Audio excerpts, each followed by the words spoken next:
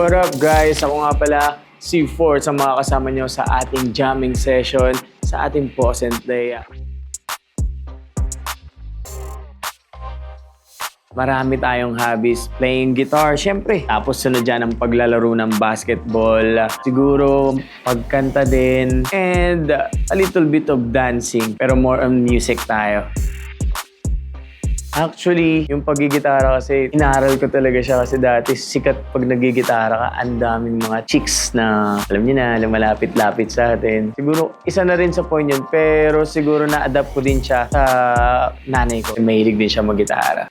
High school life, sobrang solid kasi ng high school natin. Kasi nandyan yung, syempre, mga love life, yung mga crush-crush. Isa sa mga diskarte naming mga boys noon, nung time namin is paggigitara at pagkanta. Like, pag nasa corridor ka, tapos dadaan yung crush mo, tapos sasabihin nila, uy, nandyan yung crush mo. Pasikat ako eh, parang ano, pag nakita ko, paparating pa lang, gaganon na. Sabay tutugtugan mo na agad ng tamong.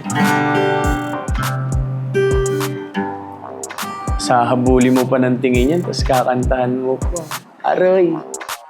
Sa akin as sports, syempre, yung pagigitara ko, and siguro sasabayan natin ng maganda-gandang bitaw ng kanta.